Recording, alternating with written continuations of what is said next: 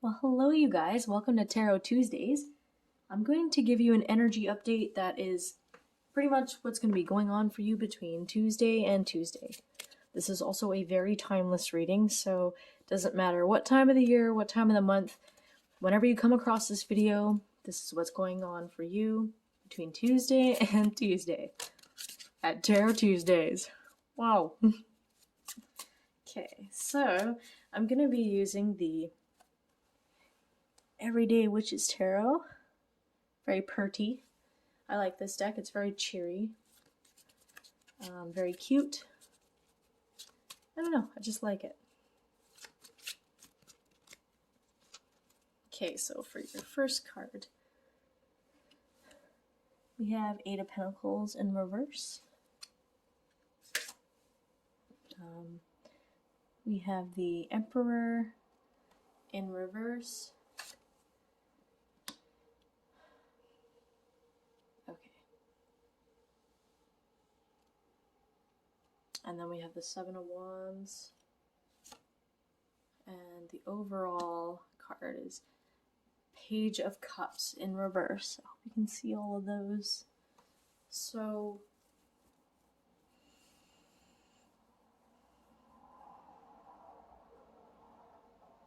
okay. What I am seeing for you guys this week, if there's been some things that you've been, going through and you've been trying to work through and it's not really going the way that you want it to, something isn't, like, I'm getting this energy that something's not quite working out wherever you're at, and you're realizing this. There's a couple things. So there's a need to this week to really focus on self-empowerment. For instance, that is one of the main messages I'm getting. Self-empowerment is key. Self-love is key. And because you need to know yourself in either to progress forward, either out of this situation or to change this situation. So the Seven of Wands, like, you can see this person here feeling kind of overwhelmed, kind of backed against the wall, feeling defensive, untrusting, and things like that. So there's and we have the Eight of Pentacles in reverse, and usually the Eight of Pentacles means, being hard at work for something, like doing a craft,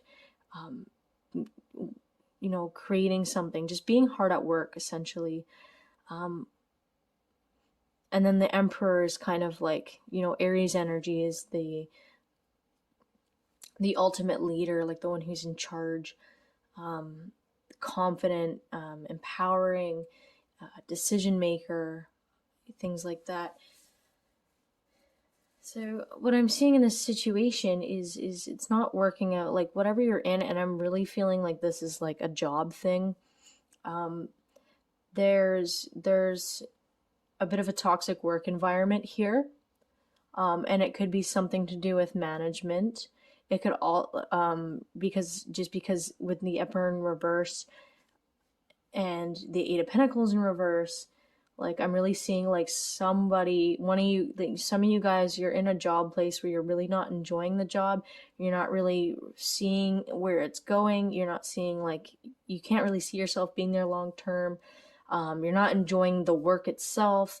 Maybe your boss isn't being a good leader right now, or like he's not meeting your needs as a leader. And once, and you might have thought this job was fun and enjoyable at first with the Page of Cups in reverse. Or you might have thought it would be different, a lot better than, what you've been experiencing. And, I'm even seeing there might be some gossip at the workplace, or you're just not quite feeling adequate at work, or that, you're not getting along with the people there or the job itself.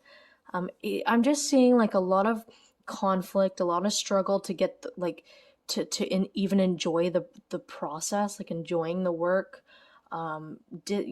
disagreements and things like that. Bit of a toxic work environment. maybe for some of you, this has to do with friendships and people that you've invested your time in, and you're realizing that this is actually not working, and you're not feeling like you're in this leadership or self-empowered position that you want to be with the Emperor in reverse. So I'm seeing those two situations, mainly with, friendships, but I'm mainly seeing like a work career kind of thing where, maybe it started out fun and it started out enjoyable, but now things are kind of messy. The reality of the work is kicking in for you, and you're realizing that it's not quite what you want, and it's quite draining to be there. I don't know, like when this card is upside down, she just looks so dissatisfied with her work, essentially. And I just see like disagreements, or just not feeling like a part of the team, not feeling like it's the best workplace to be. Like she's always on defense here, right? Um, with the Page of Cups, what I'm also hearing from this card is to figure out what you really want to do as a career or a job, is to start listening to your heart space, because it seems you've made a lot of decisions based on what makes sense to you logically, or what you've been told is right to do. Like take this job because it pays well, or whatever it is. You thought this job or situation made sense to you at the time, but it's affecting your spirit, right? Like you're not feeling truly happy or successful. You're not feeling like this passionate kid that wants to start a project and do something and has this zest for life, right? And that's where you want to be. That's what you want out of life, is to feel passionate and do something that you love to do and things like that. But you're not getting these results at work, and you're not even enjoying the work. So it's a really important that you start, you look at your inner child, and you have a conversation with your inner child, and you ask yourself, what is something I used to love to do when I was little? What is something I naturally just loved doing? Get to know yourself, because your inner child isn't socially conditioned. When you were a kid, you had your imagination, you had your hopes and dreams, you had love, free love in your heart, you had curiosity, and this was before you were taught right and wrong. You were taught things about relationships through family, or you were taught things through school and society on how to think on what you should be doing with your life. Look back before all of those things and think about what made you happy as a kid. What did you love to do? Was it playing around in the dirt? Maybe you need an environmental type of job. Was it doing art? Maybe you should pursue more art. Just things like that really spark joy in your soul, or at least, and I'm not saying everyone can find a job that truly makes them happy, because no one's ever going to be happy every day of their life. Like sadness and pain is something, is basically, it's life is yin and yang, right? We all have dark and light within us. We are whole beings that feel everything. And so these negative emotions are so negative because we need to shed light onto them. We need to ask ourselves, why do I feel this way? And because what these negative emotions are here for is to teach us about ourselves. If you have anxiety, try to work to understand where this anxiety came from and why you feel anxious about the world.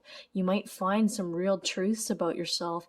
And when self-awareness is the first step of being able to move forward, or move out and grow out of any mental blockages you've previously been on.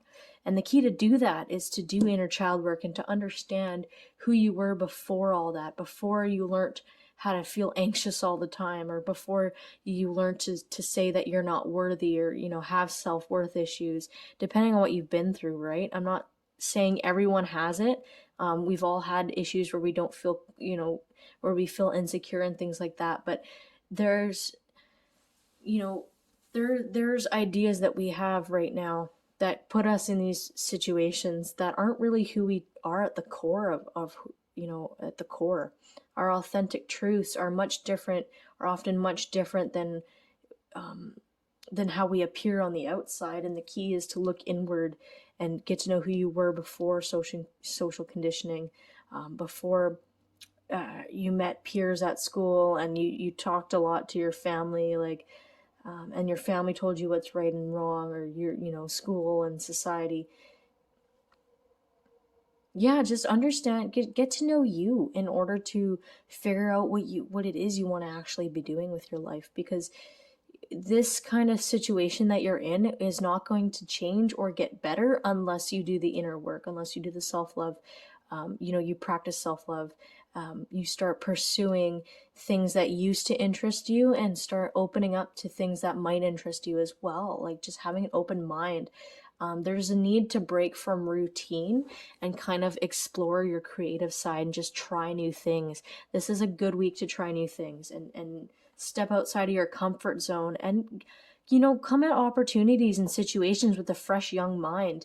And because we can get a little bitter over time, right? And we can tell ourselves, oh, I'm not good enough to do this, or oh, I got stuff to do today, I'm not going to take those dance classes. But but deep down, dance is going to be the one thing that's going to make you like feel really good and refreshed and happy. Like, just try it. Like, the worst that's going to happen is you're out of your comfort zone. That is the that is the worst part.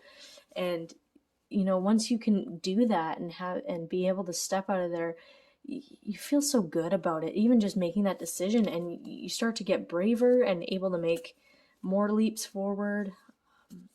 And you start to overcome those mental blockages that hold you back. This is the step, trying these things out and knowing that you're a living being just like everybody else. You're not any less worthy. You're just here to explore and live your life. Try things out. And I think you'll really start to see the good in doing that and reap the benefits, right? Because you'll at least by at least stepping out of whatever you're in right now and trying something else, you'll at least get a better idea of what you want. And I genuinely feel like you'll at least have more knowledge and figure out what you actually want more if you take the time to understand who you are, essentially. So definitely step out of those comfort zones and pursue your creative side this week, you guys. Have a conversation with yourself. Take yourself out. Make a list of things that you used to love to do that you would love to try and do, and just try and do them. Life is short. Just try it out. Just do it. No, I'm just kidding. Okay, so this deck here is the Spirit Oracle deck.